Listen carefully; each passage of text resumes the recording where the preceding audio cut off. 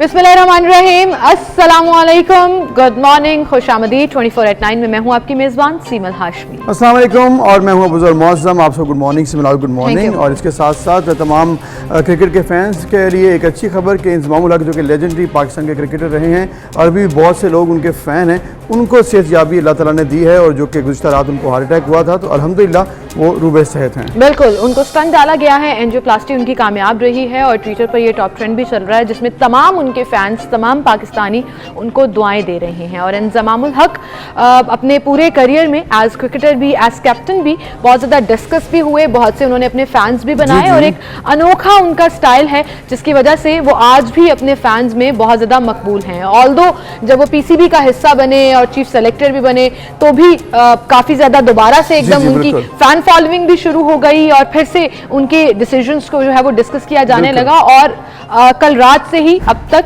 मुख्तलिफ लोग उनकी पुरानी और नई तस्वीर शेयर करके उन्हें बहुत ज़्यादा दुआएं दी। और टॉप ट्रेंड बना रहा इंज़मामुल हक को लेकर। और इस हवाले से चूँकि 92 से लेकर जब तक वो रिटायर हुए 2007 तक एक शानदार करियर था पाकिस्तान की तरफ से। बेहतरीन इनिंग्स उन्होंने खेली, चाहे वो टेस्ट मैच हों, वनडेज़ हों, और बहुत सी शानदार फतुहात उन्होंने पाकिस्तान के नाम की। पाकिस्तान के टेस्ट कप्तान रहे, वनडे कप्तान रहे और डेफिनेटली पाकिस्तान के अगर लेजेंडरी बैट्समैन में उनका शुमार किया जाए जो कि टॉप 3 में आता है। जावेद मियांदाद, इंज़मामुल हक के बड़े बैट्समैन, यूनुस खान जो कि पाकिस्तान के लिए बेहतरीन कारकर्दगी दिखा चुके हैं। और अब भी बहुत सी एक पूरी एक जनरेशन है जो कि उनसे सीखती है और उनसे इंस्पायर होती है, जो कि एक बड़ा ज़रूरी है। तो इसलिए अब जो सब लोग परेशान थे, कल दुआ कर रहे थे, तो अल्हम्दुलिल्लाह इंज़मामुल हक जो हैं अब बेहतर हैं और उनको स्टंट भी डाल दिया गया है। इंशाल्लाह 1-2 रोज़ में वो मुकम्मल सेहतयाब हो जाएंगे। And he is a very generous person, very humble. जब भी आपसे मुलाकात होती है बहुत ही एहतराम के साथ, बहुत ही डाउन टू अर्थ स्टार हैं ये। तो अल्लाह ताला उन्हें सेहत और तंदुरुस्ती दे जी और वो बखैरियत हॉस्पिटल से वापस घर आ जाएं। अभी तो डॉक्टर्स ये कह रहे हैं कि खतरे की कोई बात नहीं है, स्टंट डाला गया था और वो रुबाई सेहत हो गए हैं इंशाल्लाह। बिल्कुल, इसके साथ साथ जी आगे बढ़ते हैं और कल की बात करते हैं। कल कराची के लिए बहुत अहम दिन था। वज़ीर-ए-आज़म इमरान खान कल कराची में थे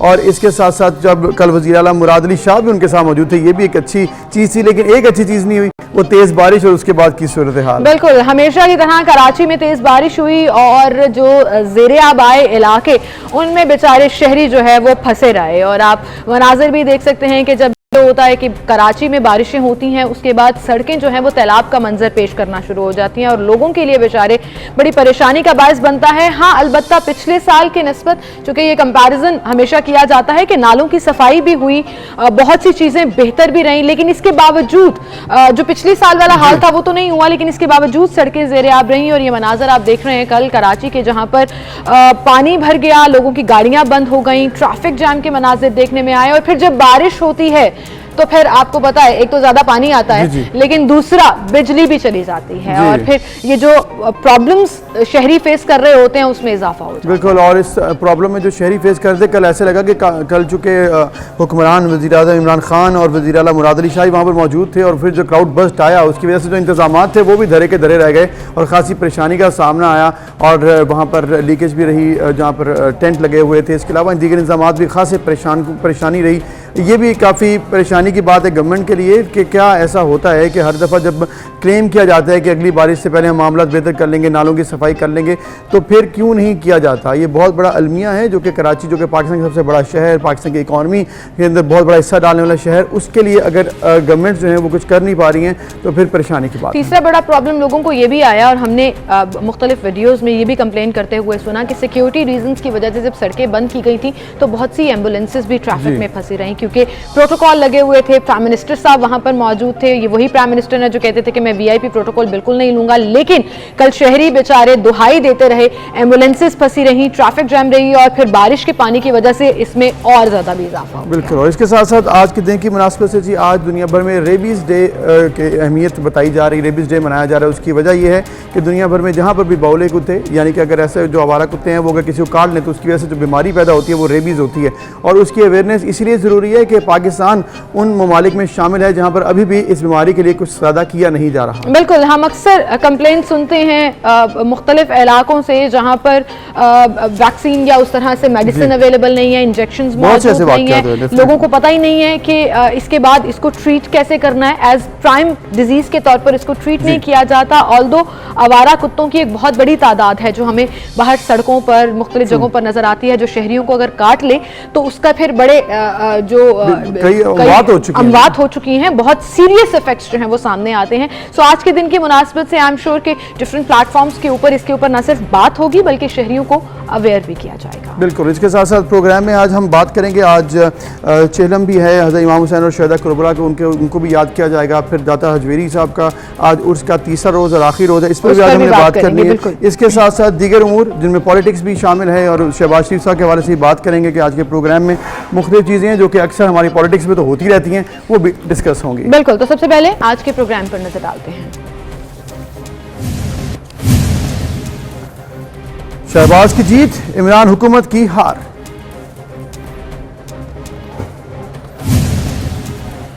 कातल मच्छर मजीद 2 जिंदगियां निकल गया। हजरत दाता गंजबख्श रहमतुल्लाह अलैह के उर्स की तकरीबात का आखिरी रोज।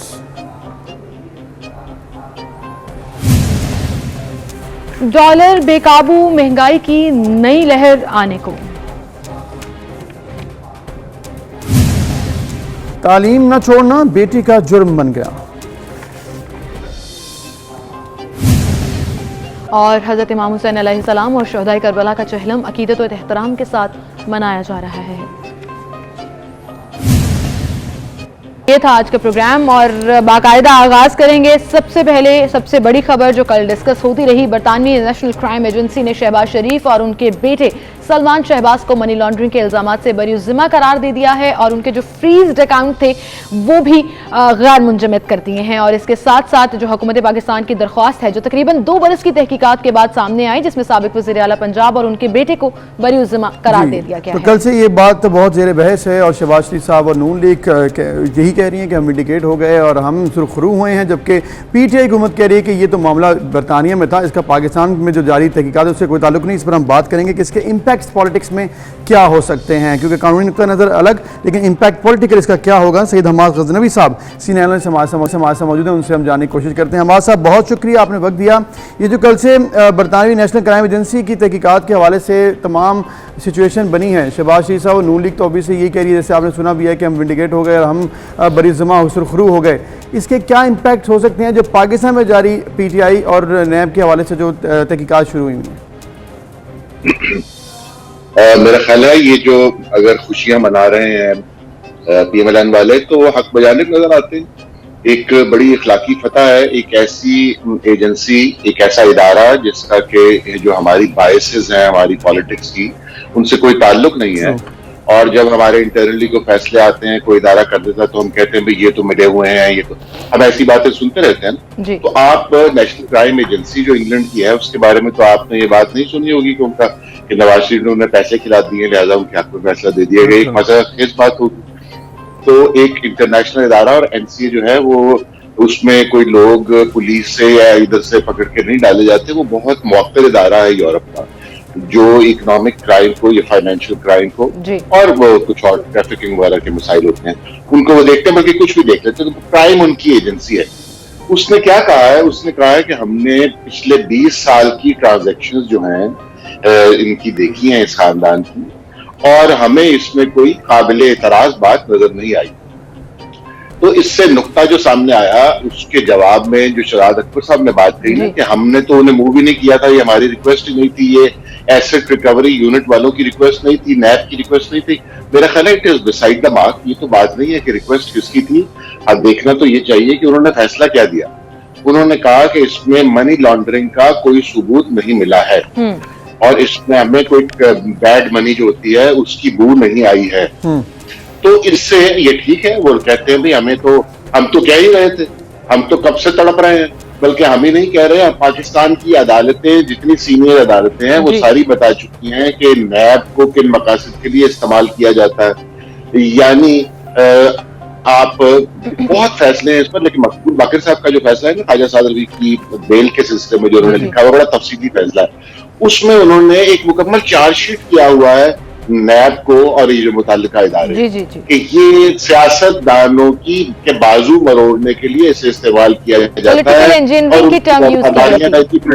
پولیٹیکل انجینئرنگ کی ٹرم یوز کی گئی تھی کہ آپ سیاسی عہدیداریاں تبدیل کرنے کے لیے اور اپنے سیاسی مقاصد حاصل کرنے کے لیے آپ اس ادارے سے کام لیتے ہیں. تو اب یہ جو فیصلہ آیا انگلینڈ میں، یہ ٹھیک ہے بات ان کی شہباز شریف کے لیے، کیونکہ یہ منترا ہے نا جی، ہم نے تو سنا ہی ہے 5 سال تو یہی بات سنی ہے، 3 سال بالخصوص کہ یہ چور ہیں، یہ ڈاکو ہیں اور ان کے اوپر انہوں نے سارا پیسہ کھا گئے، یہ ملک سے باہر لے گئے. منی لانڈرنگ کا ہی تو اصل کیس تھا. تو اب اگر اس طرح کا فیصلہ آتا ہے شہباز شریف وغیرہ کے حق میں تو وہ تو محو رقص ہوں گے. حماد صاحب، جیسے آپ نے کہا کہ وہ محو رقص ہوں گے، لیکن پی ٹی آئی کی گورنمنٹ تو مان ہی نہیں رہی ہے نا. شہباز اکبر صاحب نے کل یہ بھی کہا، شہزاد اکبر صاحب نے، کہ ان فنڈز میں مزید کوئی تفتیش نہ کرنے کا فیصلہ کیا گیا تھا جس کی وجہ سے یہ غیر منجمد ہو گئے اکاؤنٹ. انہوں نے کوئی فائنڈنگز نہیں کی ہیں، کوئی انویسٹیگیشن نہیں ہوئی ہے، بس فردر پروسیڈنگ نہیں ہوئی جس کی وجہ سے کیس ڈسمس ہو گیا اور ان کے اکاؤنٹ جو ہے وہ غیر منجمد ہو گئے. مطلب ایسا لگ رہا ہے کہ توڑ مڑوڑ کے اپنا ورژن جو ہے وہ گورنمنٹ پیش کر رہی ہے. آپ کو کیا لگتا ہے، کیا واقعی ایسا ہوا ہے کہ انویسٹیگیشن نہیں ہوئی اور جس فری پاس مل گیا؟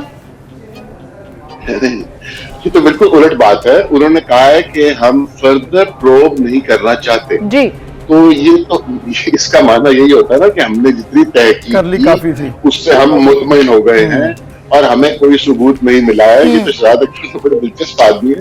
اور یہ پھر انہوں نے ایسی بات کی ہے کہ انہوں نے کہا ہے ہم مزید تحقیق نہیں کریں گے. تو بھائی اس کا یہی مطلب ہوتا ہے نا، بلکہ صرف اس فکرے سے نہیں، اگر آپ اس کی تفصیل بھی دیکھیں گے تو آپ کو پتہ لگے گا. انہوں نے کہا ہے کہ ہم نے جتنے ہم ممکن تھا ہم نے اس کی تحقیق کی ہے، اور 20 سال انہوں نے یہ نہیں کہا کہ ہم نے ایک جو مشکوک ٹرانزیکشن انہوں نے 2019 میں دیکھی تھی اس کی تحقیق نہیں کی. انہوں نے پھر اس اکاؤنٹ کو کھنگالا ہے اچھی طرح، یعنی 20 ایئرز 2002 پہ چلے جائیے آپ. اچھا پھر اور دیکھیے مزے کی بات، انہوں نے یہ نہیں کہا کہ انگلینڈ میں ان کے اکاؤنٹ میں کوئی گڑبڑ نہیں پائی. انہوں نے کہا ہم نے اس کی تحقیق کی ہے پاکستان میں، ہم نے اس کی تحقیق کی ہے دبئی میں، ہم نے یہ ساری ٹرائنگل جو ہے اس کو ہم نے کھنگالا ہے اور ہم سمجھتے ہیں کہ اب ہمیں مزید تحقیق نہیں کرنا چاہیے، ہمیں کچھ گڑبڑ نہیں ملی. شہزاد اکبر صاحب تو کلندر آدمی ہے، وہ بڑی صحیح، تو وہ انہوں نے تو اپنا وجہ دینا ٹھیک ہے، وہ ان کی ڈیوٹی کا حصہ بھی ہے اور وہ اس کو بخوبی سر انجام دے رہے ہیں. ماں غزنوی صاحب، ایک اور معاملہ کل بہت زیادہ امپورٹنٹ جو ہے وہ رہا اور ہماری نظر میں اب عمران خان صاحب جب کراچی میں موجود تھے، آل دو کرپشن کے حوالے سے وہ الگ سے بات کرتے ہیں، واشنگٹن پوسٹ میں وہ بھی وہی موقع اختیار کر رہے ہیں، NRO کی وہ بات کرتے ہیں، لیکن دوسری جانب کل انہوں نے ایک بہت بڑا بیان دیا. انہوں نے کہا ہے کہ وفاق اور سندھ کو اکٹھے ہو کر چلنا ہوگا، سندھ کو آگے لے کے جانا ہے. آپ سے اختلافات سائڈ پہ رکھیں اور سندھ کے لیے کام کریں، کراچی کے لیے کام کریں. وزیر اعلیٰ بھی وہاں پر موجود تھے. آپ کو کیا لگ رہا ہے کہ کتنی بڑی پیش رفت ہو سکتی ہے یا صرف یہ بیان تک ہی تھا؟ بڑا اچھا بیان ہے، بڑے اچھے لفظ ہیں، خوشنما. وہ وہاں گئے ہوئے تھے، وہ اوکیزن بھی ایسا تھا، وہ ساتھ ان کے چیف منسٹر بھی تھے، تو انہوں نے یہ بات کہی. دیکھیے اس کا ایک طریقہ کار ہے اور وہ مروجہ طریقہ کار ہے، یہ دوبارہ کوئی انوکھی بات نہیں ہے. بات یہ ہے کہ جب آپ اس طرح کا تعاون کرنے کی خواہش کریں گے سنجیدگی سے تو آپ جائیں گے بلاول صاحب کے پاس اور ان سے ایک خوشگوار میٹنگ کریں گے، گپ سازی کریں گے اور ان سے آپ بات چیت کو آگے. حماد صاحب، I cannot even imagine that. ایسے نہیں کہیں، I cannot even imagine that. جی جی، مجھے بھی دشواری پیش آ رہی ہے یہ کہتے ہو سوچتے ہوئے. ہاں لیکن اتنی ویلکمنگ حکومت نہیں ہے ہماری. جی وہ تو انفارچونیٹلی ایسا نہیں ہے، لیکن اگر آپ کسی کوآپریشن سمجھتے ہیں نا ہو سکتا ہے تو اس کی پہلی شرط یہ ہوگی. آپ اسی طرح دوسری طرف پنجاب میں اگر کسی قسم کا PMLN سے کسی قسم کا تعاون چاہیے یا EVMs پہ کچھ بات چاہیے یا آگے کچھ بڑھنا ہے، اس کا بھی طریقہ یہی ہے جو میں نے سندھ کا بتایا کہ آپ ان لوگوں کو احترام دیجئے، ان کے ساتھ جیسے آپ پولیٹیکل لیڈرز آپس میں ہم پلہ سمجھ کر ایک دوسرے سے بات کرتے ہیں، جب تک آپ انہیں یہ رسپیکٹ نہیں دیں گے اور آپ کہتے رہیں گے یہ کرپٹ ہے کرپٹ ہے کرپٹ ہے اور ادھر سے نیشنل کرائم ایجنسی کہے کہ یہ کرپٹ نہیں ہے یہ کرپٹ نہیں ہے، تو پھر یہ الجھ جاتی ہے بات. اور اس طرح آپ دیکھیے گا اگر آپ نے ایکسکیوز بنانا ہو تو کیا یہ اپوزیشن والے بھی تو کہتے ہیں نا کہ دیکھیے ہماری چھوڑ دیجیے.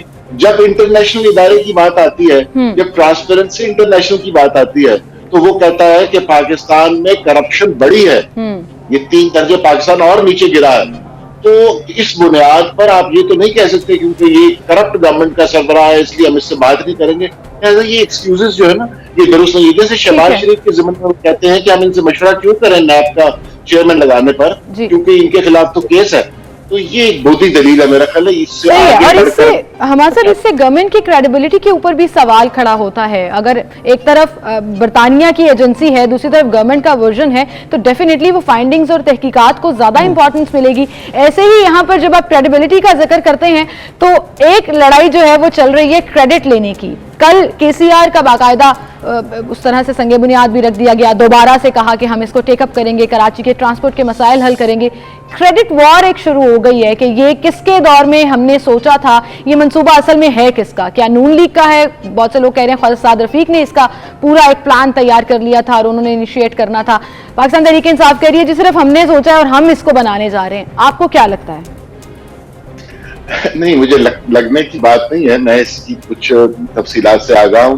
دیکھیے یہ بہت کئی عرصے سے اس پہ غور کیا جاتا رہا, اور یہ جو پچھلا دور حکومت ہے یہ بات درست ہے کہ انہوں نے اس کو کافی حد تک اس کی نوک پلک سنوار کے یہ منصوبہ سٹیج پر آ چکا تھا. لیکن بہرحال اس کا معنی یہ نہیں ہے کہ ہم تحریک انصاف سے کوئی کریڈٹ چھیننا چاہتے ہیں. اگر اس کو بڑے اچھے طریقے سے ایکسیکیوٹ کیا جائے تو ہم سلوٹ کریں گے. اسی طرح اور جو منصوبے نامکمل ہیں اگر ان کو تکمیل تک پہنچایا جاتا ہے یا ان کا آغاز کیا جاتا ہے یا ان کا احیا کیا جاتا ہے, ہر صورت میں ہم اس حکومت کو کریڈٹ دیں گے.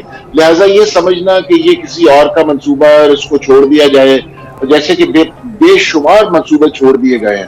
مثلا میں ایک جگہ رہتا ہوں, یہاں پر رنگ روڈ لاہور کی بنی تھی, اس کا ایک چھوٹا سا سیکشن ہے جو 3 سال پہلے بننا تھا, 1-2 مہینے کی آخری چیز ہے کہ بن گیا ہے, وہ اس کی کچھ بینکنگ ہونی ہے, وہ آج تک اس کو چھیڑا بھی نہیں گیا, اس لیے کہ وہ پچھلی حکومت کا بنایا ہوا پروجیکٹ ہے. میرا خیال ہے یہ رویہ اب تک کر دینا چاہیے.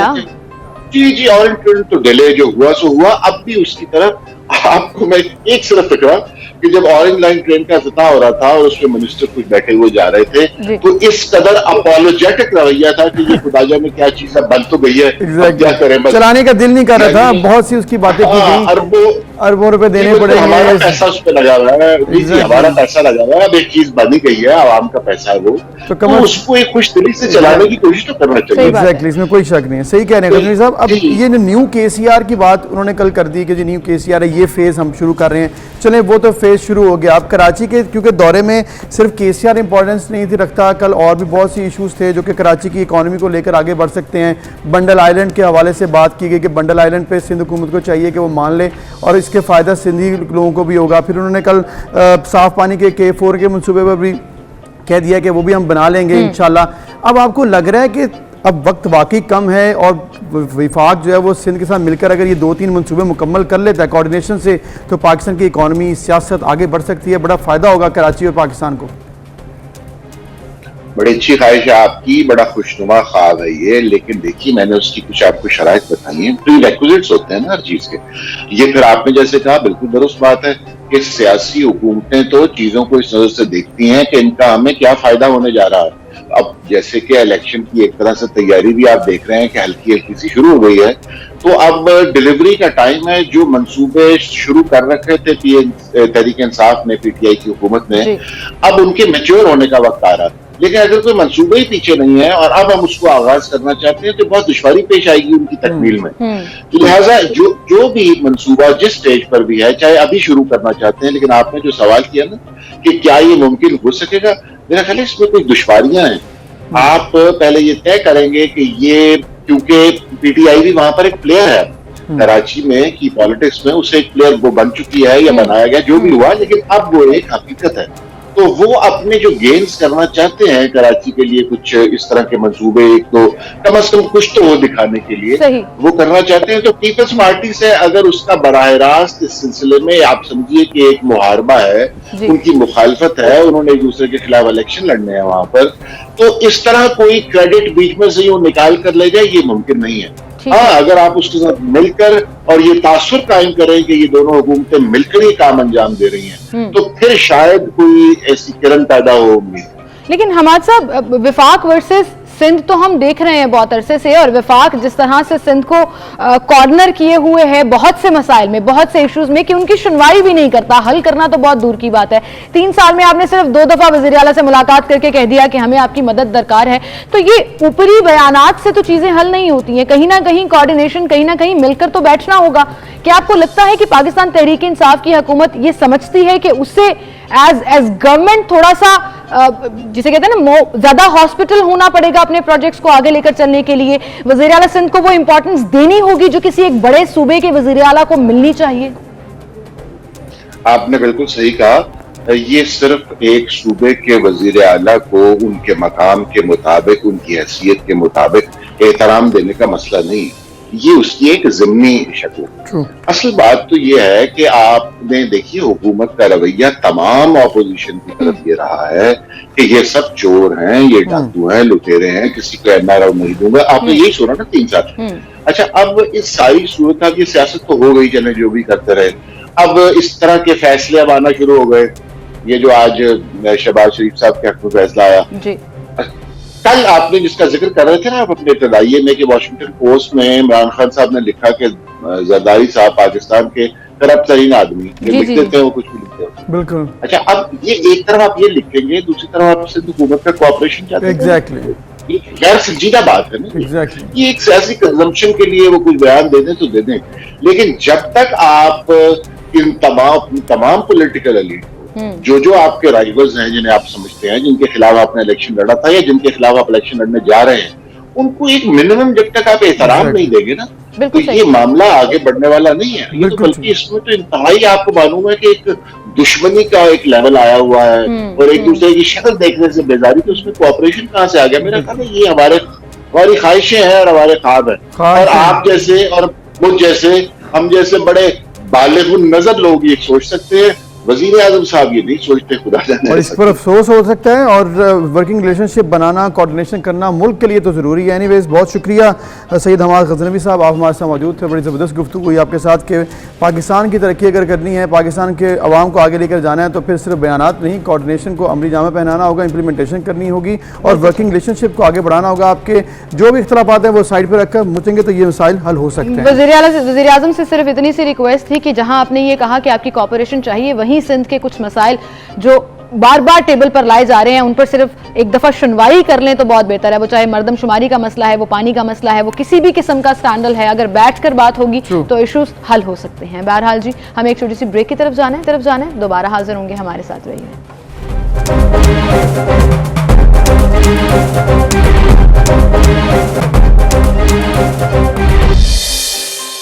Welcome back. एक बार फिर से आपको खुशामदीद कहेंगे। आपको एक इंटरेस्टिंग रिपोर्ट बताएंगे जिसमें इंकशाफ हुआ है कि मुल्क में बेरोजगार अफराद की शरह में रिकॉर्ड इजाफा हुआ है, और ये जिक्र कल सेनेटर सलीम मानीवाला के ज़रिए सदारत प्लानिंग एंड डेवलपमेंट कमेटी के इजलास में भी हुआ, जिसमें बड़ी तादाद में पढ़ी लिखी खवातीन भी बेरोजगार हुई हैं। जी, इसमें कोई शक नहीं है कि पाकिस्तान में हालात जो हैं खासे बिगड़े हैं, और इसमें Pakistan institute of development economics ने बेरोजगार अफराद से मुतालिक कमेटी को ब्रीफिंग भी दी है, और कमेटी के शुरा का ये भी कहना है कि हुकूमत मुल्क में बेरोजगार अफराद की तादाद 6.5% होने का दावा कर रही है। और Pakistan institute of development economics के हुकाम ने कमेटी को बताया कि मुल्क में बेरोजगार अफराद की शरह 16% है, यानी कि 10% कम बताई जा रही है। मुल्क में 24% पढ़े लिखे मर्द बेरोजगार हैं, मुल्क में 40% पढ़ी लिखी खवातीन बेरोजगार हैं, और हुकाम का यह भी कहना है कि कम तालीम याफ्ता यानी कि नाख्वानदा बेरोजगार अफराद की तादाद और भी ज्यादा है। जी, और कमेटी को यह भी बताया गया है कि बाज़ लोग नौकरी न मिलने के बायस एमफिल वगैरह में दाखिला ले लेते हैं, और उन अफराद के पास कोई और ऑप्शन नहीं होता, इसलिए वो मजीद पढ़ते रहते हैं, यानी कि अपनी पढ़ाई जारी रखते हैं जब तक कोई नौकरी ना मिल जाए। हाई कोर्ट में एक चपरासी यानी कि पियोन की जॉब के लिए भी 1.5 लाख अफराद ने जब अप्लाई किया, तो उसकी नौकरी के लिए अप्लाई करने वालों में एमफिल करने वालों की बहुत बड़ी तादाद थी, जो कि ये बात बताती है कि अगर आपके पाकिस्तान में एमफिल मास्टर्स की डिग्री होल्डर्स हैं तो उनकी जो जॉब है वो अवेलेबल नहीं है, इसीलिए उनको कोई भी अवेलेबल जॉब हो, किसी भी लेवल की, किसी भी ग्रेड की जॉब हो, तो उसको अप्लाई करने पर इस वक्त वो मजबूर दिखाई देते हैं। बिल्कुल, ये वो रिपोर्ट है जो असल सिनेरियो रिप्रेजेंट कर रही है तमाम पाकिस्तानी आवाम का। सिर्फ कोविड में क्वेश्चन नहीं हुई है, पिछले 3 सालों में ये बेरोजगारी का ग्राफ मुसलसल बढ़ता गया और ये लम्हा फिक्रिया है उस हुकूमत के लिए जिसने दावा किया था, वादा किया था कि वो करोड़ों नौकरियां देगा। करोड़ों नौकरियां देना तो दूर की बात, जिन लोगों के पास नौकरियां मौजूद थी वो भी चली गई और उसके लिए कोई प्लानिंग भी नहीं की। बिल्कुल, इसमें कोई शक नहीं, नौकरियां भी चलेगी और महंगाई में इतना ज्यादा इजाफा हो गया, 3 गुना महंगाई हो गई और उसकी वजह से आपके मजीद हालात बिगड़ गए। तो जिनके पास नौकरियां थी वो अपने सर्वाइवल के लिए मुश्किल में है और जो लोगों के पास नौकरियां नहीं है वो कैसे सर्वाइव करते होंगे, ये बहुत बड़ा सवाल है। इसी के साथ एक ब्रेक लेते हैं, दोबारा हाजिर होंगे।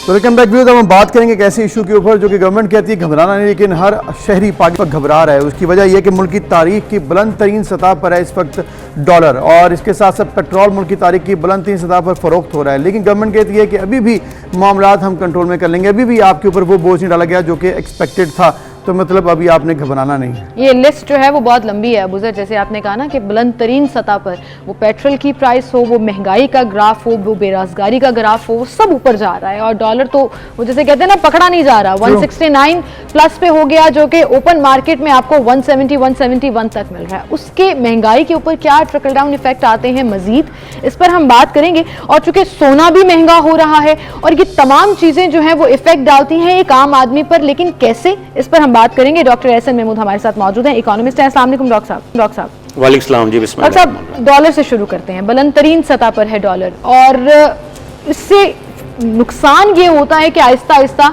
तमाम चीजें महंगी होना शुरू हो जाती हैं। एक गरीब आदमी के लिए ये बड़ा इम्पैक्ट डालता है। जो लोग ये कहते हैं हम डॉलर में तो नहीं कमा रहे, तो परेशान क्यों हो रहे हैं कि डॉलर ऊपर जा रहा है, इसको थोड़ा सा एक्सप्लेन कीजिए। जी बिल्कुल, अभी आप कह रही थी कि घबराना नहीं, मेरा ख्याल है कि अब घबराने का वक्त आ चुका है। डॉलर जो है वो अपनी इंतहाई सतह पर पहुंच गया है, बल्कि ये मैं कहूँगा कि डॉलर जो है हुकूमत के सामने इस वक्त कैबरे डांस कर रहा है। और जो महंगाई है वो भी इसकी वजह से बढ़ रही है। अफरात-ए-ज़र इन्फ्लेशन देख लें, 800 अरब सर्कुलर डेट जो है वो भी 800 अरब से ऊपर चला गया है। अब ये मौका आन पहुंचा है कि हुकूमत को जो है उसको तबकाती रोक लगाना पड़ेगी। अब देखें डॉलर इस्तेमाल कौन कर रहा है, मैं डॉलर इस्तेमाल नहीं कर रहा, आप डॉलर इस्तेमाल नहीं कर रहे। डॉलर जो तबकात इस्तेमाल कर रहे हैं उनको रोकना होगा। क्या बेसिकली जी बिल्कुल, क्या हमें अब अभी भी पाकिस्तान के जितने चेन स्टोर्स हैं उस पर चले जाएं, आपको वहाँ दिल्ली की खुराक मिल जाएगी, वहाँ ऐसे साहब इधर मैं आपको यहाँ पे रोकना चाहूंगा क्योंकि ये इशू, ये हथकंडे कि जी बिल्ली की खुराक, ये बहुत माइनर इशूज हैं। पाकिस्तान की तमाम इंडस्ट्री इंपोर्ट पे मुनहसर इसलिए है, यहाँ पर रॉ मटेरियल नहीं बनते हैं, यहाँ पर रॉ मटेरियल भी मंगवाना पड़ता है। आप अगर उसको फोकस करें, ये बिल्ली के खाना मंगवाने वाले तो 1% लोग भी नहीं है। इसकी वजह से नहीं डॉलर महंगा हुआ, हमारी इंपोर्ट बहुत ज़्यादा बढ़ गई है, उसमें एक बहुत बड़ी कैपेसिटी इंडस्ट्री की है। उसके ऊपर अगर आप ज़्यादा फोकस करें तो लोगों को ज़्यादा समझ ज़्यादा आएगी और वो रिलेट भी कर सकेंगे। देखिए खाम माल तो हमारी ज़रूरत है, लेकिन अब लग्जरी आइटम देखें ना, लग्जरी आइटम की क्या आम आदमी की ज़रूरत है। उसमें लग्जरी आइटम में बिल्कुल आप ठीक कह रहे हैं, सिर्फ एक चीज़ नहीं आती, उसमें गाड़ियाँ आती हैं, उसके अंदर वो कोल्ड ड्रिंक्स आते हैं, उसके अंदर वो खाने की चीज़ें आती हैं, उसमें इलेक्ट्रॉनिक्स आती हैं। हम कब ये चीज़ें पाकिस्तान में बनाना शुरू करेंगे? वो कौन सा हुक्मरान आएगा पाकिस्तान में जो इस बात का ऐलान करेगा कि जी बस अब हम यहाँ बनाना शुरू करेंगे? हद ये हो गई है कि हमने जो छोटी सूवी है वो भी बनाना बंद कर दी है, वो भी हम चाहते हैं कि मुस्तार ले लें। अब उसका रिजल्ट क्या होता है? उसका रिजल्ट ये होता है कि हमारी यहाँ फैक्ट्री बंद हो जाती है, उसका रिजल्ट ये होता है कि हमारे यहाँ बेरोजगारी बढ़ जाती है, लोगों को सनतों में मुलाजमतें नहीं मिल पाती। हम क्या करते हैं कि हम बाहर से, आप देखें ना मोटरसाइकिल इंडस्ट्री है हमारी, बहुत बड़ी मोटरसाइकिल इंडस्ट्री है, लेकिन उसमें हमारी कुछ ऐसी कंपनियां भी हैं जो 100% यहाँ पर बनाना शुरू हो गई हैं। लेकिन अभी भी जो 90% जो कंपनीज हैं वो इंजन के जो पार्ट्स हैं और इंजन जो है बाहर से मंगवा रही हैं। हम क्यों नहीं यहाँ, मेरा ये सवाल है आज जो वजीर साइंस हैं, अगर वो इसकी मशीन बना सकते हैं, इसकी वोटिंग की मशीन बना सकते हैं, वो वेंटिलेटर बना सकते हैं, वो यहाँ इंजीनियरिंग काउंसिल को बुलवाएं और उन्हें कहें जी कि ये साइकिल, मोटरसाइकिल, गाड़ी, इसका इंजन के पार्ट्स क्यों हम बाहर से मंगवा रहे हैं? देखिए आप, कार इंडस्ट्री है, लोकल इंडस्ट्री है, मेड इन पाकिस्तान प्रमोट होना चाहिए, बट ये बड़ी लंबी रेस का घोड़ा है। इस पे बड़ा टाइम लगेगा सर, किसी को इस पे फोकस करने में और लगेगा। हम इस वक्त 98% चीजें बना रहे हैं, वजीराबाद में बन रही है, गुजरावाला में बन रही है, सियालकोट में बन रही है। हमने सिर्फ एक सोच को बदलना है कि हम चंद खानदानों को फायदा क्यों पहुंचाना चाह रहे हैं। आप देखिए कार इंडस्ट्री है, आखिर यहाँ इस वक्त ये पोजीशन है कि ऑन चल रहा है गाड़ियों के ऊपर, खरीदार मौजूद हैं, मार्केट मतलब इंपोर्ट बंद कर दें, इस तरह बंद करें। आप यहाँ जब तक इंजन यहाँ नहीं बनाएंगे मुकम्मल तौर पे यहाँ। गवर्नमेंट ने अभी जो रीसेंट डिसीजन लिया है, क्योंकि आपकी शरह सूद बहुत कम हो गई थी ना, तो लोगों ने बैंकों से कर्जे लेकर बाहर से गाड़ियां इंपोर्ट करना शुरू कर दी, जिसमें रिकॉर्ड इजाफा हुआ पिछले 2 साल में, ये देखा भी किया। स्टेट बैंक का अभी जो लेटेस्ट नोटिफिकेशन है उसके मुताबिक उन्होंने रिस्ट्रिक्शंस लगा दी हैं, गाड़ियों की इंपोर्ट की आसानियों को खत्म कर दिया है, 30 लाख के ऊपर शर्त रख दी है कि इससे ऊपर आप कर्जा नहीं ले सकते। गाड़ियों की इंपोर्ट को मुश्किल बनाना, क्या आपको लगता है कि ये फर्स्ट स्टेप है टुवर्ड्स कंट्रोलिंग डॉलर? देखें, ये मेरा ख्याल में है कि इस वक्त इसको रोका जाए, पाबंदी लगाई जाए, 18 माह के लिए लगा दें, 22 माह के लिए लगा दें, 24 माह के लिए लगा दें, बिल्कुल बंद कर 15, बिल्कुल रोकें इसको। देखिए, आम आदमी की जरूरत नहीं है ये। अगर पाकिस्तान को बचाना है, अफगानिस्तान जैसे मुल्क में उसके अफगानी रुपए की कदर, जो एक इस वक्त मुल्क तस्लीम ही नहीं किया जा रहा दुनिया में, उसके अफगानी रुपए की कदर ज्यादा है, पाकिस्तानी रुपए की कदर कम है। क्यों है? हमारे पास सब कुछ चल रहा है, लोग जिंदा हैं, हर जगह अस्पतालों में इलाज हो रहा है, तालीम मिल रही है, फ्लोर मिल्स आटा बना रही हैं, सीमेंट फैक्ट्रीज के मुताबिक पाकिस्तान की गवर्नमेंट अभी इस वक्त स्ट्रिक्ट एक्शंस ले, इंपोर्ट के ऊपर लग्जरी आइटम तमाम बंद कर दे अगले 24 महीनों के लिए या 18 महीनों के लिए, तो इसको आप थोड़ा कंट्रोल करते हुए देख सकते हैं। अदरवाइज इसके अलावा कुछ चारा आपको नजर नहीं आ रहा। बिल्कुल, और स्टेप्स भी लेने चाहिए। अंडर इनवॉइसिंग, स्मगलिंग, ये बहुत ज्यादा देखें, ये इस पे बात नहीं होती, लेकिन अंडर इनवॉइसिंग जो है ना, इतनी बड़ी लानत और नसूर है कि उसका कोई अंदाजा नहीं है। लोग बैठे घर में। इसके साथ डॉक्टर साहब एक और चीज जो कि हमारे यहाँ आम आवाम जो है, आपने कहा डॉलर तो आम आवाम नहीं यूज करती, ऑब्वियसली उनका डायरेक्ट इंपोर्ट से ताल्लुक नहीं है, लेकिन उसकी वजह से ट्रिकल डाउन इफेक्ट होता है। इसी तरह पेट्रोलियम मसनूआत जिस तरह से बढ़ी हैं, पेट्रोल पाकिस्तान की तारीख में इतनी ऊपर कभी नहीं बिका जितने इस वक्त बिक रहा है, फिर भी गवर्नमेंट कह रही है कि अभी हम आपसे लेवी कम ले रहे हैं, अभी हम आपको बैरूनी दुनिया से कम पेट्रोल दे रहे हैं, तो आप शुक्र अदा करें। ये क्या कॉन्सेप्ट है, ये लोगों को जरा समझाएं आप। देखिए जी, ये वजीर मसूद भी कल फरमा रहे थे कि ये बाकी दुनिया के मुकाबले में कम है। देखिए, बाकी दुनिया जो है वो डॉलर में उनकी इनकम है, उनकी पाउंड में इनकम है, उनकी यूएस डॉलर या कैनेडियन डॉलर, ऑस्ट्रेलियन डॉलर में उनकी इनकम है। हमारी इनकम रुपए में है। रुपए की वैल्यू क्या कर दी आपने? रुपए को आपने 170 रुपए पहुंचा दिया है, तो हम कैसे उनका मुकाबला कर सकते हैं? $1 कमाने वाला और 1000 कमाने वाला वो बराबर नहीं है, वो बहुत मुश्किल उनकी गुजर बसर हो गई है। तो ये अगर 5 रुपए का आप कह रहे हैं, आप अगर इसको जमीनी हक़ाइक़ के हिसाब से लगा लें तो ये 50 रुपए का फर्क है। इस वक्त लोग जो है ना, वो तो बिल्कुल, जो हमारे मोटरसाइकिल में पेट्रोल डलवाने वाला था वो तो पिस गया है, वो तो खत्म हो गया है। तो आप लोगों को खत्म करने की बजाय देखें, जो एडमिनिस्ट्रेटर आपकी जो पावर्स हैं, जो आपको अख्तियारात दिए गए हैं, जिसके लिए आपको हुकूमत में लाया गया, आप उस काम को अंजाम देने की कोशिश करें। नाराज करें लोगों को, दोस्तों को नाराज कर सकते हैं तो करें, लेकिन आवाम का जैसे आप कह रहे हैं डॉलर तो बहुत दूर की बात है, 1000 इंडियन रुपी और 1000 पाकिस्तानी रुपी भी बराबर नहीं है। वो तो इसका भी कंपैरिजन कर रहे होते हैं कि इंडिया के मुकाबले में भी हम आपको सस्ता पेट्रोल दे रहे हैं। लेवी का जिक्र अगर हम करें, और 5 रुपए जो quote and quote Hamad Azhar Sahab ने कल कहा कि 5 रुपए ले रहे हैं हम फी लीटर, जो नून लीग के दौर में 30 रुपए लिया जाता था। क्या आपको लगता है कि गवर्नमेंट वाकई इतनी मुश्किल में है कि उनके पास और कोई चारा नहीं है और वो मिनिमम, जितना मिनिमम हो सकता है उतना टैक्स ले रही है? देखिए, मैं आज आपको 2 तहफ़्फ़ुज़ात बहुत अहम है इसके बारे में। एक तो ये उन्होंने 5 रुपए की बात की थी, मैं कहता हूँ जी 1 रुपये है, लेकिन मैं आपको गारंटी से ये बात कर रहा हूँ कि पाकिस्तान की हुकूमत के पास, FBR के पास, दूसरे जो शुमारियात के इदारे हैं उनके पास ये बिल्कुल हिसाब मौजूद नहीं है कि पाकिस्तान में कितने लीटर अगर पेट्रोल अगर कोई शख्स बेच रहा है तो क्या उस पर जो 5 रुपए लेवी है वो उतनी जमा भी करवा रहा है कि नहीं करवा रहा। इसी तरह आप देख लें, जो कोल्ड ड्रिंक्स हैं उसका कोई हिसाब नहीं है। 6 लाख कमरे पाकिस्तान में होटल्स के जो है ना, कराची से लेके खैबर पख्तूनख्वा तक या आप शमाली इलाका जहाँ तक कह लें कि 6 लाख कमरे एक एस्टीमेट के मुताबिक रोजाना जो है ना रूम रेंट होते हैं, और उन पे GST या जो भी उसकी सेंट्रल एक्साइज ड्यूटी है वो उस पर लगा के वसूल करते हैं ग्राहकों से, वो कहाँ जमा हो रही है। और दूसरा मुझे बताया जाए कि जो हमारे पर मिनट हमारा टैक्स कट रहा है, बिल्कुल ये मोबाइल के ऊपर, वो कहाँ जमा हो रहा है? 11 तो बेसिकली जो टैक्स कलेक्शन है उसमें भी तहफ़्फ़ुज़ात हैं। पाकिस्तान को डिजिटलाइज जब तक ना किया गया, हमारी जेबों से टैक्सेस निकल रहे हैं, कोई नहीं है, एहतजाज शुरू हो जाता है। इसके साथ साथ गवर्नमेंट की गवर्नेंस आपके सामने, पेट्रोल, आटा, चीनी क्राइसिस, अद्वियात क्राइसिस, वो सबके सामने। अब डॉलर बढ़ गया, पेट्रोल बढ़ गया, तो फिर परेशानी तो फिर अभी सिस्टम बनाने की हम बात करते हैं, लेकिन सिस्टम बनाने के लिए ना सिर्फ बल्कि हम सबको अपना रोल प्ले करना पड़ेगा। आपकी बात बिल्कुल ठीक है, टैक्स हम पे कर देते हैं, आगे नहीं जाता। ये सिस्टम बेहतर होगा तभी हालात बेहतर। बिल्कुल, अभी एक ब्रेक लेते हैं, फिर मिलते हैं।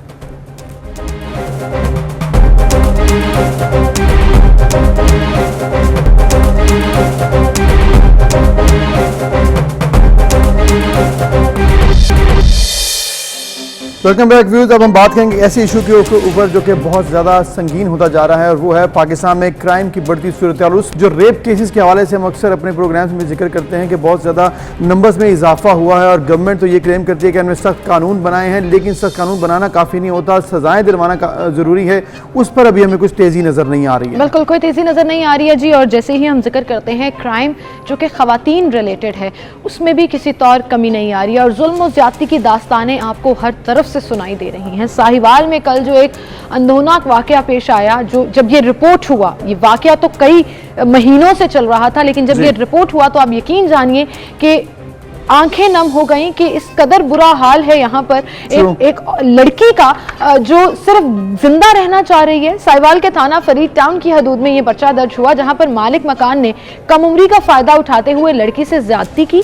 पुलिस हुक्काम के मुताबिक थाना फरीद टाउन की हदूद में ये वाकया पेश आया, जहाँ पर एक यतीम लड़की थी जिसे 1 साल से मुसलसल ज्यादती का निशाना बनाया गया था, कि उसके बाद, और ये रिपोर्ट भी तब हुआ जब उसका रिजल्ट पॉजिटिव आया। The girl got pregnant for 7 months, और फिर जाकर कहीं उसके पास सबूत आया कि वो रिपोर्ट कर सके। कितने अफसोस की ये बात है। वाकई की FIR दर्ज अब कर ली गई है, जबकि मुतासर लड़की को मेडिकल के लिए अस्पताल मुंतकिल अब कर दिया गया है। पुलिस हुकाम ने ये भी बताया कि मुतासर लड़की मालिक मकान के घर नौकरी भी करती थी, और मालिक मकान ने कम उम्री का फ़ायदा उठाया और लड़की को ज़्यादती का निशाना बनाया। फिर मुतासर लड़की ने FIR के लिए जो बयान दिया है, उसमें उसने बताया है कि 1 साल तक ज़्यादती का वो शख्स, वो जालिम दरिंदा उसको निशाना बनाता रहा, और धमकाने के लिए उसे उसकी बहना तस्वीर भी उसने बनाई, और फिर उसको ब्लैकमेल करता रहा। 7 माह की अब वो हामला हो चुकी है, जिस पर अब पुलिस जो है वो बता रही है कि लड़की के बयान की रोशनी में थाना फरीद टाउन में FIR दर्ज कर ली गई है, और मुलजिम अपने घर से फरार होकर रूपोश हो गया है। ताहम उसे जल्द गिरफ्तार कर लिया जाएगा।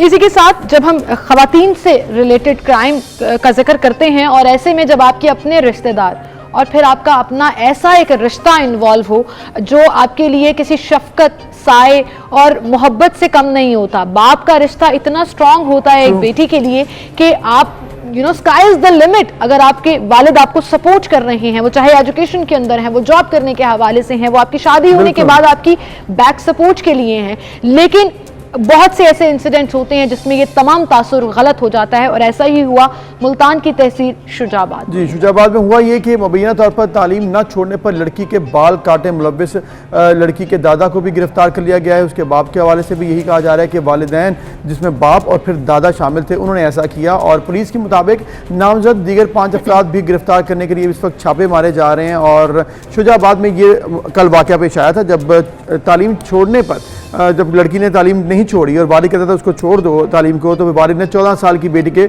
बाल काट दिए। बिल्कुल। और जो मुतासिरा खवातीन हैं जिनमें वो बेटी जिसके बाल काट दिए, उसके अपने ही बाप ने, इकरा, हमारे साथ मौजूद हैं। उन्हीं से जानते हैं कि असल में ये इंसिडेंट हुआ कैसे, और पुलिस में जो रिपोर्ट कराई है उसमें क्या कहा गया है। इकरा, बहुत शुक्रिया वक्त देने के लिए। इंतहाई अफसोसनाक ये वाकया, हम आपकी तस्वीर भी देख रहे हैं। आपके वालिद आपको मना करते थे स्कूल जाने से, तालीम हासिल करने से, लेकिन आप जाती थी और उसके नतीजे में उन्होंने आपके बाल काट दिए, यानी कि आपके ऊपर तशद्दुद किया। बताइएगा ये पूरा इंसिडेंट। मेरा नाम इकरा है। मैं पहले अपनी अम्मी के पास रहती थी। 13 साल बाद मेरे अब्बू आए हैं, मुझे ले गए। मेरी अम्मी और अब्बू में अलग हो गई थी। मेरे अब्बू वहाँ ले गए मुझे। मेरी दादी ने 5-6 दिन तो सही रखा, लेकिन जब उन्होंने आहिस्ता आहिस्ता अपना रवैया दिखाना शुरू कर दिया, उन्होंने कहा तुम्हें स्कूल नहीं जाना, घर के सारे काम करना है, कुरान पाक भी नहीं पढ़ाएंगे, सारा कुछ ऐसे उन्होंने कहा, तुमने तालीम भी नहीं पढ़नी, कुछ भी नहीं करना। और इसके बाद उन्होंने कहा कि ना तुम्हें नहीं छोड़नी पड़ेगी तालीम। मैंने कहा नहीं, मैं छोड़ूंगी तो नहीं, लेकिन जो मुझे मारते थे अगर मैं काम ना करती घर का, तो इसी वजह से वो मुझे मारते बहुत जोर से। तो मैं काम भी करती थी, स्कूल जाने के लिए भी मैं इनकार नहीं कर सकती थी। मैंने कहा मुझे पढ़ना है, मैं पढ़ के कुछ बनना चाहती हूँ। फिर उन्होंने इतनी जिद की कि मुझे मेरे सर के बाल काटने पर आ गए। उन्होंने कहा अगर हम आपके बाल नहीं काटेंगे तो आप स्कूल जाओगी। इसी वजह से मेरे बाप, जो मेरे अबू आए हैं, मुझे 22 चाचू आए हैं, मेरे 22 तारीख को मुझे यहाँ छोड़ गए। फिर 23 तारीख को जब मुझे लेने आए, मेरी अम्मी और मेरी मवानी जो थी वो हॉस्पिटल गई थी अपनी दवाई लेने, उनका कोई ब्लड प्रेशर का मसला है। अच्छा। फिर मेरे चाचू आए हैं और अबू दादी वगैरह आए हैं, मुझे कहा चलो हमारे साथ, हम तुम्हें लेने आए। मैंने कहा नहीं, मैं नहीं जा सकती। तो फिर उन्होंने जबरदस्ती मेरे बाल काटे हैं, वो कैंची पड़ी थी वो उठाकर सारे बाल काट दिए। और वो क्या ना, अगर तुम यहाँ वहाँ नहीं रह सकती तो यहाँ भी रहने के लिए तुम्हें हम इस काबिल नहीं छोड़ेंगे, तुम यहाँ।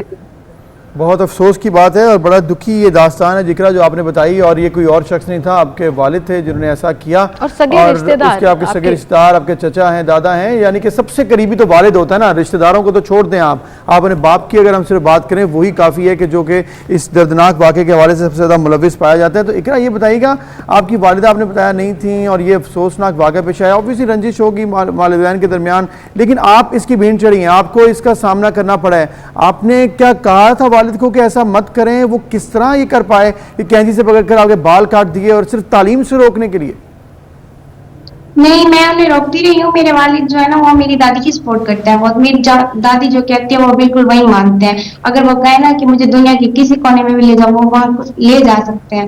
میری امی نے اقرار نامہ لکھا ہوا ہے, یہ اقرار نامہ ہے ان کے, یہ پورا یہ نقلیں ان کی لگی ہوئی ہیں, دیکھ سکتے ہیں آپ. یہ تو نا وہ میرے جو ابو تھا نا وہ میری دادی کی سپورٹ کرتا تھا. انہوں نے بال کاٹے لیکن انہوں نے رونا نہیں آیا کہ میں اپنی بیٹی کے ساتھ زیادتی کر رہا ہوں, تو انہیں شرم نہیں آئی بالکل. اچھا اقرا, آپ نے پولیس میں رپورٹ کرائی ہے, پولیس والے کیا کہہ رہے ہیں, ایف آئی آر درج ہو گئی ہے؟ یس, ایف آئی آر درج ہو گئی ہے, لیکن وہ بھی ایسے کر رہے ہیں کہ ملزم کو پرچہ تو ہو گیا لیکن وہ نا بالکل ملزم کو چھوڑ رہے ہیں, شکایتیں ہو رہی ہیں ان کی. تو اسی لیے مجھے انصاف ابھی بھی نہیں مل رہا. میں جو کچھ بھی کر رہی ہوں مجھے بالکل انصاف نہیں مل رہا. انشاءاللہ آپ کو انصاف ملے گا اقرا, اور ہم انشاءاللہ بھرپور کوشش کریں گے. آپ کو دیکھنے والے بہت سے لاکھوں ناظرین جو ہیں وہ بھی کوشش, اور پولیس جو کہ ابھی اس پر کارروائی شروع کر رہی ہے, مزید کارروائی کرے گی, اور ہم چاہتے ہیں کہ آپ کو انصاف ملے. ایسا نہ ہو کسی بھی بچی کے ساتھ کہ اس کو تعلیم سے روکا جائے, چاہے اس کے والدین ہی ہوں. یہ ہر شخص کا بنیادی حق ہے, ہمارے آئین میں لکھا ہوا ہے, تو ہر شخص کو تعلیم ملنی چاہیے, چاہے وہ کوئی بھی ہو, کہیں پر بھی ہو. تو یہ آپ کے ساتھ واقعی ظلم ہوا ہے, اور ہم کوشش کریں گے جلد سے جلد آپ کو انصاف ملے. بالکل, اور پولیس سے میں ریکویسٹ کرنا چاہوں گی کہ وہ تمام شکیں اس میں ایڈ کریں. باپ کا بیٹی پر تشدد کرنے سے لے کر ایجوکیشن سے محروم رکھنا بچوں کو, اس کو بھی اس کے اندر شامل کریں, اور سخت سے سخت چالان تیار کریں تاکہ اس شخص کو سزا ہو سکے.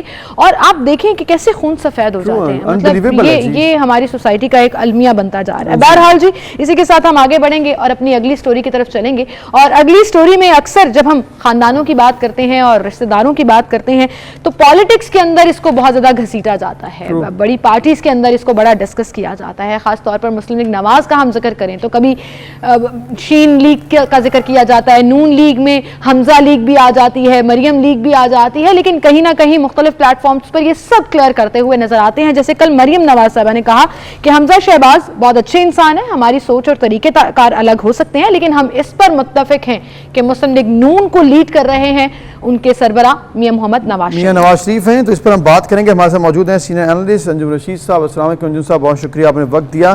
انجم صاحب, یہ مریم نواز صاحبہ کا جو بیان ہے اوبویسلی اس کی وجہ گزشتہ چند دنوں سے جو بیانات چل رہے تھے وہی ہیں. اب یہ جو ان کا کہنا کہ بڑے اچھے انسان ہیں, ہم بڑے اچھے تعلقات ہیں, اختلافات ہو سکتے ہیں, لیکن ایک چیز ڈائریکٹ کلیئر کر دی انہوں نے کہ میاں نواز شریف صاحب ہی واحد لیڈر ہیں ان کی فیملی میں اور پالیٹکس میں نون لیگ کی.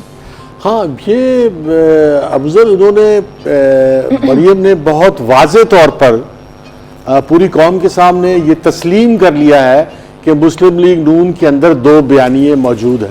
اس سے پہلے یہ بحث تھی بیانیہ ہے بیانیہ نہیں ہے, ایک ہی ہے ایک کی دوسری, لیکن اب جو ہے وہ مریم نواز نے, کیونکہ بات اتنی اوپن ہو گئی ہے کہ ان کو یہ ماننا پڑا ہے کہ مسلم لیگ نون کے اندر دو بیانیے ہیں. اور ایک بیانیہ جو ہے وہ حمزہ نے کل اس بیانیے کو کلیئر کیا تھا. حمزہ یہ کہہ رہے تھے کہ قمر جاوید باجوہ صاحب چیف آف آرمی سٹاف کو جو انہوں نے ایکسٹینشن دی وہ ایک درست فیصلہ تھا, جبکہ مریم نواز جو ہے انہوں نے کہا وہ اس گناہ میں شریک نہیں تھی, وہ اس کو گناہ قرار دیا. کلیئر کٹ بات ایسی لگ رہی ڈفرینسز ہیں. پھر جو ہے وہ جو ڈفرینسز ہیں وہ دو بیانیے کے ڈفرینسز ہیں, کیونکہ شہباز شریف یہ سمجھتے ہیں کہ اگر فوج سے ٹکراؤ کے بعد وہ آئندہ پاکستان میں حکومت نہیں بنا سکتے, جبکہ نواز شریف بالکل اس کے اپوزٹ ہیں.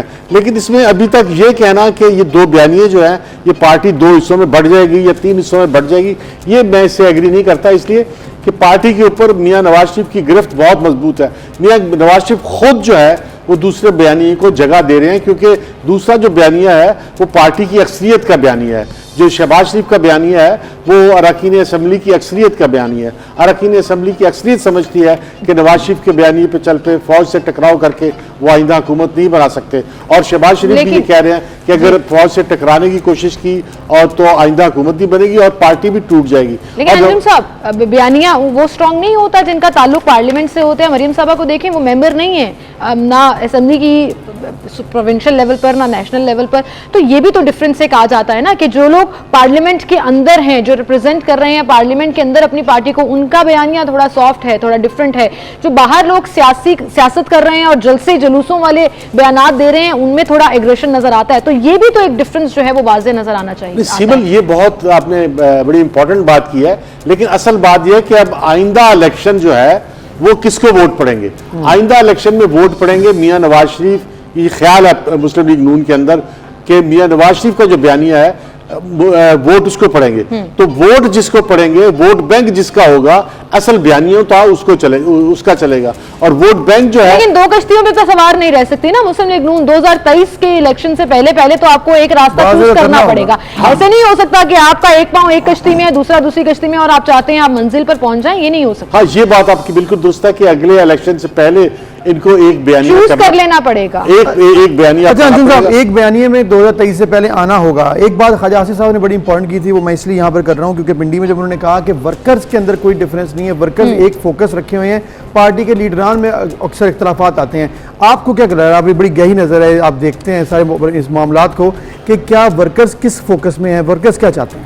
دیکھیں, ورکرز جو ہے وہ اب تک کی جو صورتحال ہے کہ جو خواجہ آصف تو بہت کلیئر پوزیشن لی ہے انہوں نے شہباز شریف کے خلاف, اور وہ کہہ رہے ہیں کہ وہ تو شہباز شریف صاحب کے ساتھ نہیں ہیں. وہ تو کہتے ہیں کہ یہ والا بیانیہ بہتر ہے. وہ کہتے ہیں شہباز شریف صاحب تو میرے محسن ہیں, میں تو ان کو کبھی ساتھ نہیں چھوڑ سکتا. لیکن کل انہوں نے بہت واضح کی نا کہ جو مسلم لیگ کا ووٹ ہے, جو پاکستان مسلم لیگ نواز شریف کا جو ووٹ ہے وہ میاں نواز شریف کے ساتھ ہے. وہ کہتے ہیں کہ میاں نواز شریف کی بات کو امپورٹنس دینی ہوگی, اس کو فالو کرنا ہوگا, ورنہ آپ الیکشن نہیں جیت سکتے. اور وہ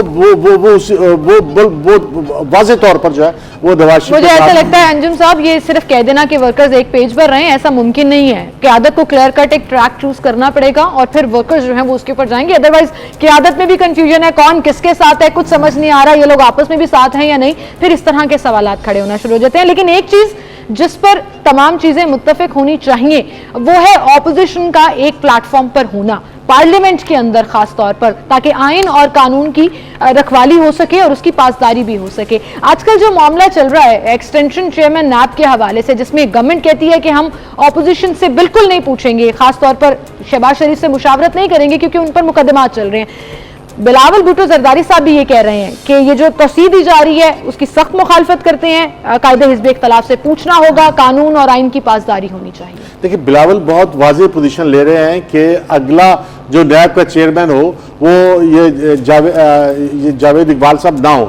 اگلا نیب کا چیئرمین جو ہے وہ اپوزیشن کی اور گورنمنٹ کی مرضی سے کوئی درمیان کا ایسا آدمی ہونا چاہیے جو دونوں کو جو ہے وہ بیلنس رکھ سکے. ڈائریکشنز کے مطابق قانون ہے کہ اسی طرح ہوگا, یہ ون سائیڈڈ تو نہیں ہو سکتا. اب تک کا قانون یہ ہے کہ وہ ون سائیڈڈ نہیں ہو سکتا.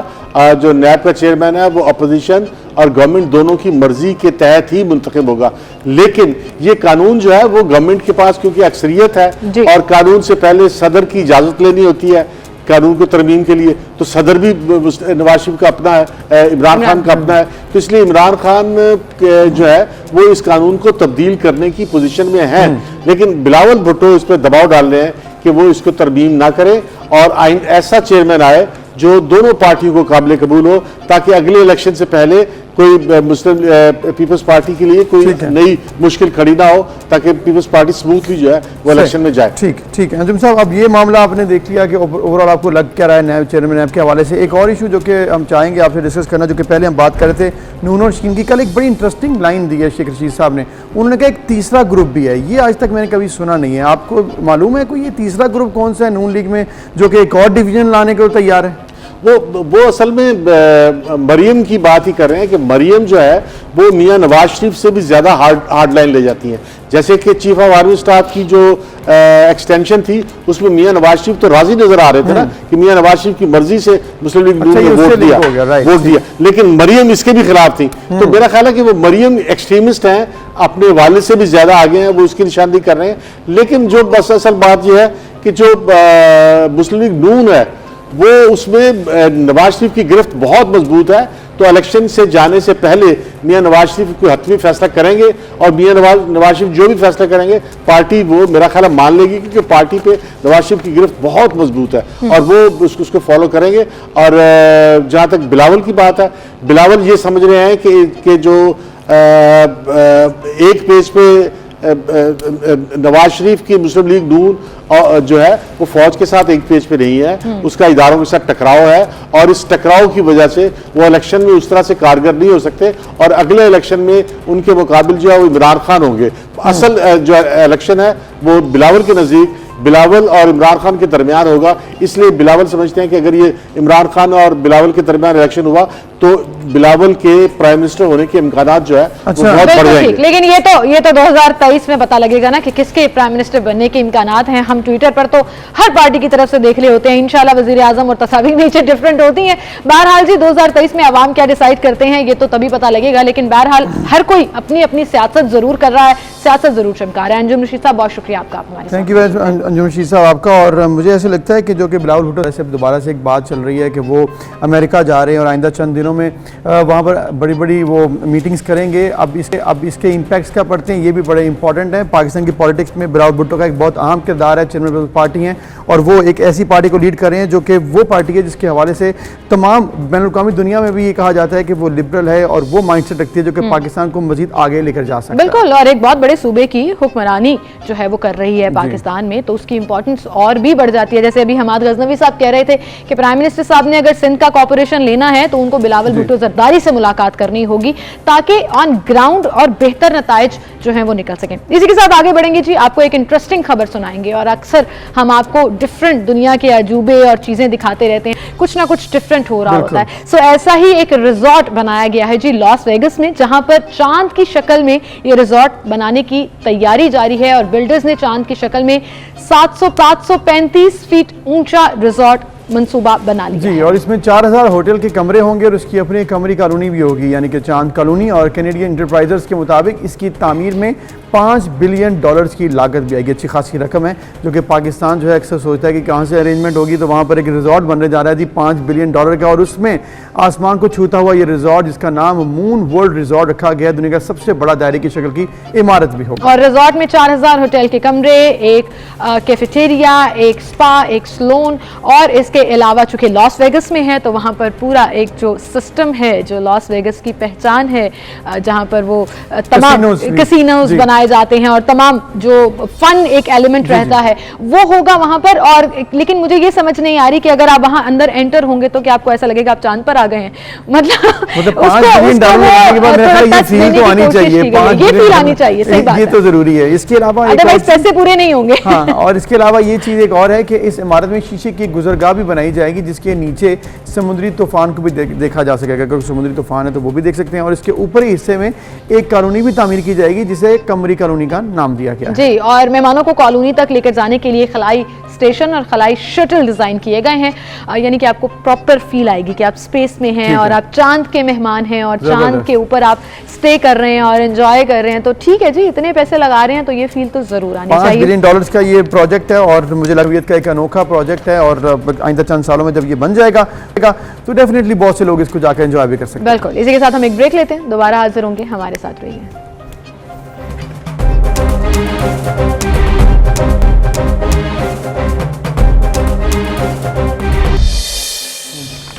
Welcome back. एक बार फिर से आपको खुशामदीद कहेंगे। और जब हम दिन की मुनासिबत से बात करते हैं तो आज का दिन बड़ा इंपॉर्टेंट है और लाहौर में आज लोकल हॉलीडे हज़रत अली हजवेरी के उर्स की 3 रोज़ा तकरीबात में आज आखिरी रोज़ है और इस मुनासिबत से लाहौर भर में आज छुट्टी भी है, लेकिन पूरे इवेंट्स प्लान किए जाते हैं इस उर्स के मौका पर, जिसमें तब ज़ायरीन की बड़ी तादाद जो है वो शिरकत करती है और पुलिस और तमाम सिक्योरिटी फोर्सेस के लिए एक बड़ा चैलेंज होता है क्योंकि प्रॉपर प्लानिंग की जाती है, सेंट्रल कमांड रूम बनाया जाता है जिसके तहत सिक्योरिटी प्रोवाइड की जाती है। डेफिनेटली इसमें कोई शक नहीं है। हज़रत दादा गंज बख्श रहमतुल्लाह अलैह के 978वें 3 रोज़ा सालाना उर्स के आज आखिरी रोज़, इस हवाले से दूध की रवायती सबीलें ज़बरदस्त रश है।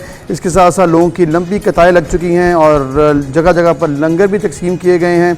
और इस मौके पर अगर अरेंजमेंट्स की बात करें तो लाहौर पुलिस की जानिब से 5000 से ज़्यादा एहलकार सिक्योरिटी के इंतजाम भी दे रहे हैं और 3 दर्जाती चेकिंग की भी की जा रही है, जबकि ट्रैफिक का मुतबादिल रास्तों के हवाले से भी उनको मोड़ा जा रहा है ताकि किसी किस्म की परेशानी ना। और एक चीज़ बड़ी इंपॉर्टेंट कि कोरोना SOPs के तहत सिर्फ 30 साल से ज़्यादा उम्र के वैक्सीनेटेड अफराद को ही उसमें शिरकत की इजाज़त दी गई है। तो ये बड़ा इंपॉर्टेंट था कि तमाम वो लोग जिन्होंने वैक्सीनेशन करवाई है और 30 साल से ज़्यादा उम्र के हों वही सिर्फ दरबार जाकर हाज़िरी दे सकते हैं। बिल्कुल। और ज़ायरीन की एक बड़ी तादाद जो है वो पाकिस्तान के दूर दराज के इलाकों से उर्स के मौका पर दाता दरबार आती है और यहाँ पर हाज़िरी देती है और तमाम होने वाले इवेंट्स, वो चाहे महफिल समा है, महफिल नात है या खुतबात हैं जो मुख्तलिफ मौक़ों पर दिए जाते हैं, उसमें शिरकत करती है। फिर नातिया कंपटीशन भी बहुत बड़ा होता है यहाँ पर जिसमें मुल्क भर से नातख्वां जो हैं वो शिरकत करते हैं और सारा दिन ही लोगों की आमद का सिलसिला भी जारी रहता है। और इसमें फिर जब सिक्योरिटी के हम इंतजामात का जिक्र करते हैं तो वो भी एक बहुत बड़ी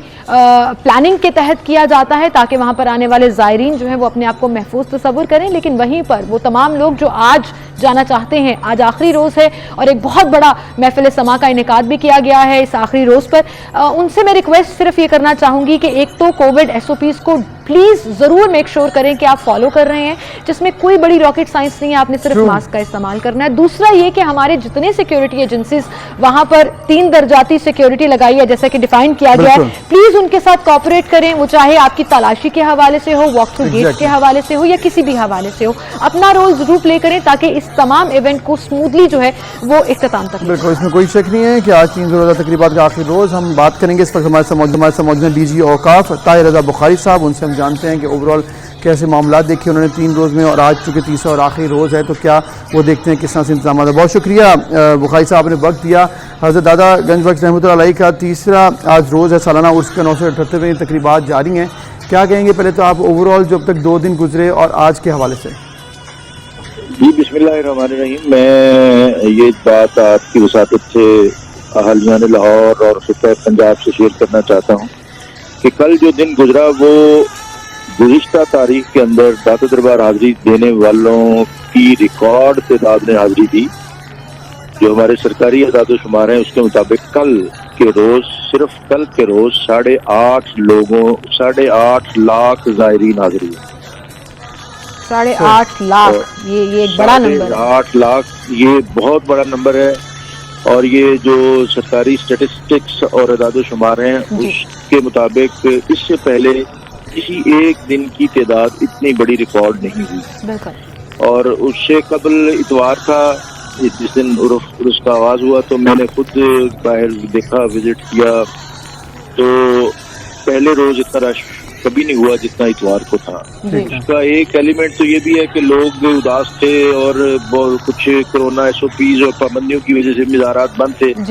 और दूसरा ये है कि जाहिर है दाता दरबार और इसका उर्स जो है ये हमारे खित्ते का सबसे बड़ा एक रूहानी दीनी एक सेरेमनी है, तकरीब है और फिर इसके बहुत से कल्चरल एलिमेंट्स हैं, इसके बहुत से दीगर जेतें ऐसी हैं कि जिसमें लोग किसी न किसी तरह शामिल होते हैं और बिलाशुबा हजरत दाता गंज बख्श की शख्सियत जो है वो इस खित्ते में इस कदर नुमायाँ, मुमताज़ और मोतबर है। इस खित्ते के ऊपर उनका जो एहसान है उसका लाजमी जो नतीजा है ऐसा होना चाहिए कि लोग उनकी बारगाह में हाजिर हों, उनके इस एहसान का बदला कि उनके सबब ये खित्ता इस्लाम के नूर से मुनव्वर हुआ और फिर उनकी वजह से इस्लाम और दीन और नबी सल्लल्लाहु अलैहि वसल्लम की तालीमात जहाँ पहुँची। बिल्कुल सही बुखारी साहब, हर ज़ायर का अपना अपना तरीका है हज़रत अली हजवेरी से मोहब्बत का, और अपनी अपनी एक अकीदत है जिसको लेकर पाकिस्तान भर से लोग जो हैं वो यहाँ पर आते हैं। आज आखिरी रोज़ है, आपने कल का फिगर बताया 8.5 लाख लोगों ने शिरकत की, तो उतना ही बड़ा लंगर भी लगा होगा,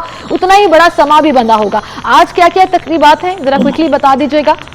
अच्छा जी, ये आपने जो बात की है पाकिस्तान भर नहीं, बल्कि मुझे सरकारी तौर पर बहुत सी ऐसी जगहों से कुछ आई चीजें कि जी इंग्लैंड से फैमिलीज आई हैं, उन्होंने हाजिरी और देनी है। जबरदस्त। तो ये दुनिया भर में जो एक सिग्निफिकेंस है, जो एक इम्तियाज और एजाज है पाकिस्तान का, लाहौर का, वो हजरत दाता साहब। और आज आखिरी रोज है, लोकल हॉलीडे है, इस वजह से भी आज बहुत ज्यादा रश होगा जी। और ये सारा एरिया जो हमने इसको आखिरी लम्हे दुआ के जो है उसके लिए हमने तैयार रखा हुआ है, जो टकसाली तक और इधर से कचहरी तक और उधर से जो लोहारी तक, ये सारा एरिया जो है इसमें ज़ायरीन होते हैं इख्तितामी दुआ में। तो दुआ है अल्लाह ताला इस अहम तरीन इवेंट को बाउसरा खूबी पाए तकमील तक पहुँचाए, और इस वक्त खिता और इंसानियत कोरोना जैसी जिस मर्ज से जिस उसको वास्ता है, आज खसूसी दुआ होगी और इन बुजुर्गों के सदके अल्लाह ताला हमारी ये जो है इसको आसान करे। बहुत शुक्रिया ताहिर रज़ा बुखारी साहब आपका, और आपने जिस तरह से बताया कि रिकॉर्ड नंबर्स आए और आज भी एक्सपेक्टेड हैं, तो वहीं ज़ायरीन से भी हमने रिक्वेस्ट किया कि वो भी एसओपीज़ को फॉलो करें और डेफिनेटली वहाँ पर लंगर का बेहतरीन इंतजाम होगा, महफिल समा होगी, तो अपनी शिरकत कीजिए, लेकिन एहतियात से। बिल्कुल, इसी के साथ एक ब्रेक लेते हैं, दोबारा हाजिर होंगे।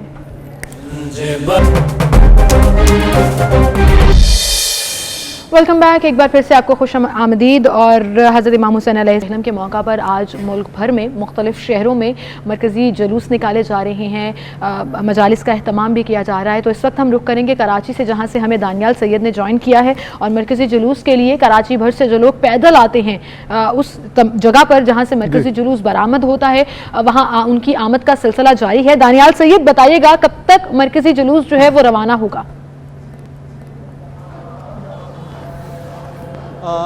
जी सिंबल, बिल्कुल इस वक्त हम मौजूद हैं कराची के नुमाइश चौरंगी पर, जहां से चहलों में नवाज़ रसूल हज़रत इमाम हुसैन अलैहिस्सलाम का मरकज़ी जुलूस बरामद होगा।